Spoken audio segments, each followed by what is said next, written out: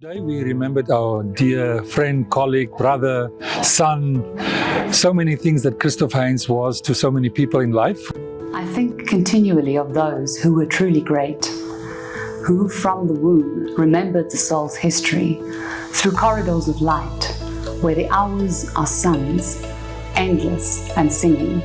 The tree itself is a symbol. A tree is a symbol of life, of long life, of good life, strong life. The roots grow strong, they grow deep, and the tree grows tall. And so it's a perfect memorial to a man who was a strong man and who really grew tall in his career and in the faculty and in what he did for human rights on the continent. I think the significance of the tree in connection with Christof is the fact that it's forever growing. Christof always had ideas, and most of his ideas, we are seeing them now. It's the branches, he's everywhere. It's the same way that the tree grows. It has branches, it's growing forever.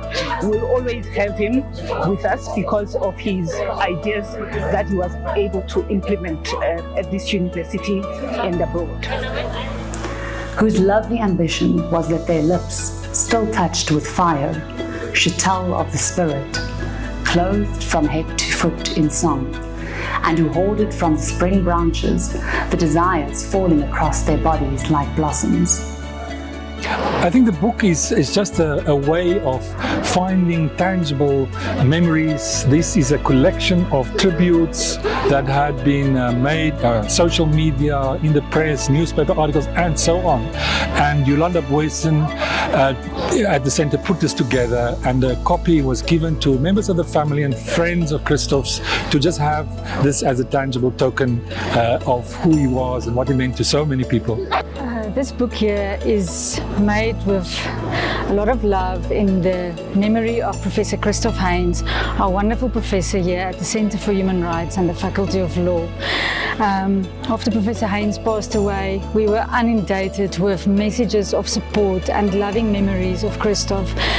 And we, as a centre, decided to compile these messages into a book and to hand it over to the Heyns family so that the messages won't disappear, but that it is forever kept in this archive of wonderful memories of the legacy of Professor Christof Heyns. I'm Adam Heyns. I'm Christof Heyns' son. We're here today to honor his life and plant a tree between his two offices.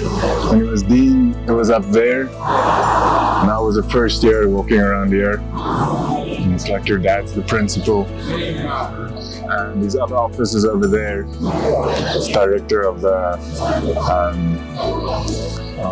Comparative Law Institution of Africa. And I think this is an appropriate place for a living, breathing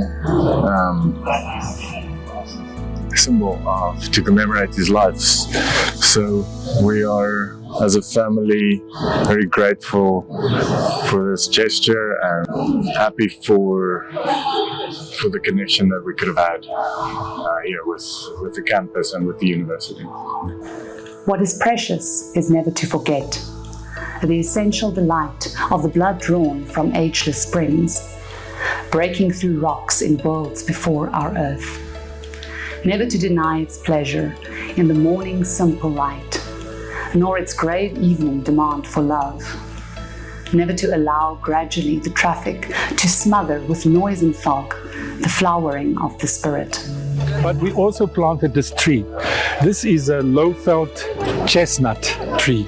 And if you look a little bit back, you'll see the tree, I think, is also remarkable because it's part of a family. There are a number of chestnuts, lowveld chestnuts, that have already been planted here. And the remarkable thing about Christof is that he always, I think, worked in collaboration with others. So this tree will, I think, be part of this family of trees. It will be a very tangible, again, place of remembering Christof. chestnut, in Afrikaans called the kastanje, is an indigenous tree. It grows all across Africa, and I think that is also so suitable that we plant this tree, because Christof's career, Christof's impact was not only global but very specifically African. And just like this tree grows here, its roots will grow into the soil, into this African soil, and I think that is really an image with which we will all remember Christof very, very fondly. I would just like to thank the University and the Centre for Human Rights and ICLA in particular for organising this tree planting ceremony today. We really appreciate the fact that they have so much compassion and support towards us, and that they are making a very big effort to let my husband's legacy live longer. And he always had Pretoria University as his first home, academic home, and forever his academic heartland. Thank you so much for this.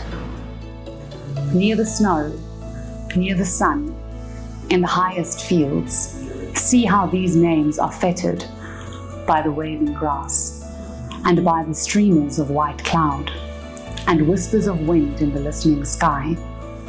The names of those who in their lives fought for life, who wore at their hearts the fire's center. Born of the sun, they traveled a short while toward the sun, and left the vivid air signed with their honor.